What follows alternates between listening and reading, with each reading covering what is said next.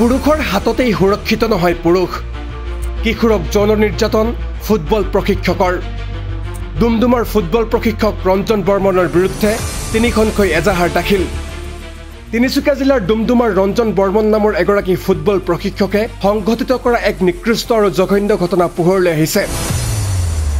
ৰঞ্জন বৰ্মনৰ বিৰুদ্ধে উত্থাপন হৈছে ফুটবল খেলত অংশগ্ৰহণ কৰিবলৈ অহা কিশোৰক ধৰ্ষণ কৰাৰ অভিযোগ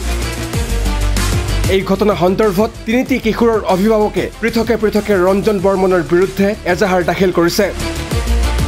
অভিযোগ অনুসৰি বিগত আগষ্ট মাহৰ ২৬ তাৰিখে ডুমডুমাত অনুষ্ঠিত হোৱা ১৫ বছৰ অনুৰ্ধৰ ফুটবল মেচত অংশগ্ৰহণ কৰিবলৈ আহিছিল নগাঁও জিলাৰ এটা দল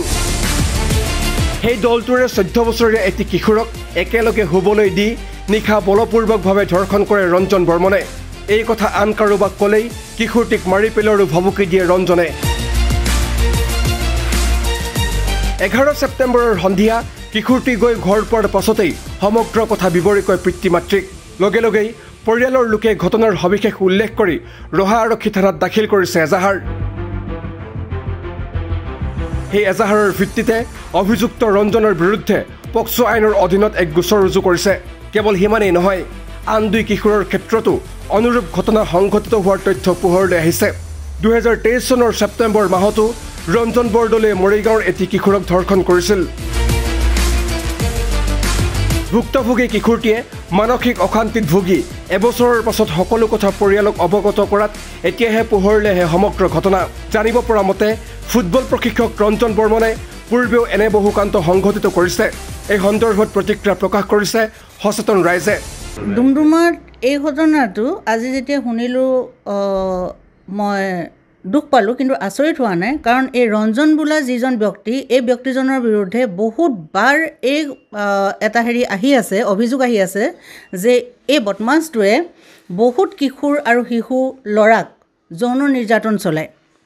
যোৱা বছৰ ছেপ্টেম্বৰ মাহতো এজন গুৰুং নামৰ এজন জৈনিক ব্যক্তি তেওঁ ৰেলৱে ৰাস্তাটোৰ ফালে আহি থাকোঁতে তেওঁক মানে ৰাতি সিহঁতি মদ পানী খাই থকা অৱস্থাত তিনিজন ৰঞ্জন বৰ্মনৰ লগত আৰু দুজন ব্যক্তি আছিলে তেওঁলোকে ধৰ্ষণ কৰা অভিযোগ শুনিলোঁ থানাত তেওঁলোকে গোটেই ৰাতিয়ে তিনিজন ব্যক্তি আছিলে ৰঞ্জনৰ লগত আৰু কোন আছিলে পুলিচে বেছি ভালকৈ ক'ব পাৰিব কিন্তু সেই কেছটো ৰেজিষ্টাৰ কিয় নহ'লে সেইটো এটা বহুত ডাঙৰ কথা সেই কেছটো যদি ৰেজিষ্টাৰ হ'লহেঁতেন হয়তো আজি এই কিশোৰ নিৰ্যাতনৰ ঘটনাটো নহ'লহেঁতেন ফুটবল খেল শিকোৱাৰ অচিলাত ৰঞ্জন বৰ্মনে এনেকুৱা যিসকল কিশোৰ ফুটবল খেলৰ অনুৰাগী আহে তেওঁলোকক বিভিন্ন সময়ত হাৰাশাস্তি কৰি থকাৰ খবৰ আমি পাওঁ কিন্তু যিহেতু মোৰ হাতত কেতিয়াও কোনোবাই লিখিত কোনো ধৰণৰ অভিযোগ দিয়া নাই বা তেনেকুৱা মৌখিক কোৱা কথাত আমি আগবাঢ়ি যাব নোৱাৰোঁ কিন্তু ডুমডুমাৰ বহুকেইজন ব্যক্তি আছে বৰেণ্য ব্যক্তি আছে বয়োজ্যেষ্ঠ ব্যক্তি আছে তেওঁলোকে জানেই কথাবোৰ যে ৰঞ্জন বৰ্মনে কিশোৰক যৌন আতিশয্য চলাই এইটো নতুন কথা নহয় ডুমডুমাৰ প্ৰায়ভাগ মানুহে জনাৰ পিছতো কিয় মনে মনে থাকে সেইটো মোৰ কাৰণে এটা বহুত আশ্চৰ্যজনক বিষয় আৰু মই লাজ পাইছোঁ এই কাৰণে যে সচেতন মহল কৈ থকাৰ পিছতো এই সচেতন ব্যক্তিসকলৰ মাজতে সদায় ঘূৰ মকটিয়াই থকা ৰঞ্জন বৰ্মনে টাউন ফিল্ডৰ ডুমডুমাৰ যি মহিমা আছিলে যিখিনি সি আজি নষ্ট কৰিছে এই টাউন ফিল্ডত খেল প্ৰশিক্ষণ দিয়াৰ নামত বহুতবাৰ এই মানুহটো এনেকুৱা ধৰণৰ লজ্জাজনক কাণ্ডত সি আছে আৰু এইবাৰ এই কিশোৰ তিনিজনে যি অভিযোগ দিছে মই ভাবোঁ যে ডুমডুমাৰ যিজন ভাৰপ্ৰাপ্ত আমাৰ আৰক্ষী বিষয়া আছে তেওঁৰ ওপৰত আমাৰ আস্থা আছে যে তেওঁ এই বিষয়টোত ভাল ধৰণে এটা তদন্ত চলাব বা দোষীক কৰায়ত্ব কৰিবলৈ তেওঁ সক্ষম হ'ব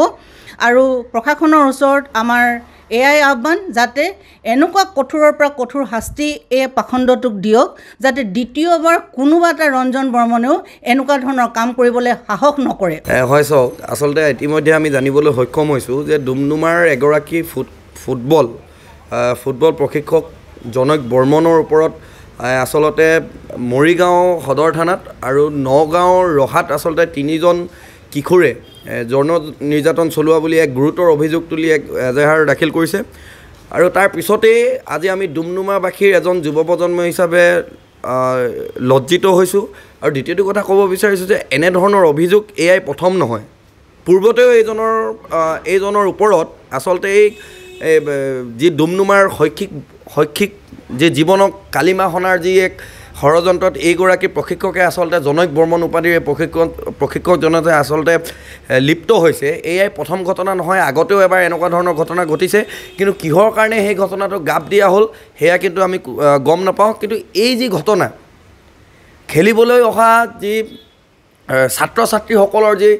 ওপৰত যি নিৰ্যাতন চলোৱা এক গুৰুতৰ অভিযোগ, সেয়া কিন্তু খুব এক নিন্দনীয় আৰু খুব এক লজ্জাজনক কথা। এতিয়া আমি অসমৰ যি মাননীয় DGP মহোদয় লগতে মুখ্যমন্ত্ৰী মহোদয়ক আহ্বান জনাম যে এই জনক বৰ্মন উপাধিৰ যিজন আচলতে প্ৰশিক্ষকগৰাকীৰ ওপৰত যি এজাহাৰ দাখিল হৈছে আৰু যিগৰাকীৰ ওপৰত আচলতে যি গুৰুতৰ অভিযোগ উত্থাপন হৈছে, সেই অভিযোগৰ ভিত্তিত কিন্তু অতি শীঘ্ৰে এইজনক গ্ৰেপ্তাৰ কৰি উচিত দৃষ্টান্তমূলক শাস্তি প্ৰদান কৰিব লাগে বুলি আমি দাবী উত্থাপন কৰিছোঁ। আৰু আমি ইয়াৰ জৰিয়তে ক'ব বিচাৰিছোঁ, আহিবলগীয়া দিনবিলাকত যাতে ডুমডুমাৰ যি শৈক্ষিক ভৱিষ্যত আৰু এক সুস্থ বাতাবৰণ, এনেকুৱা ধৰণৰ কিছুমান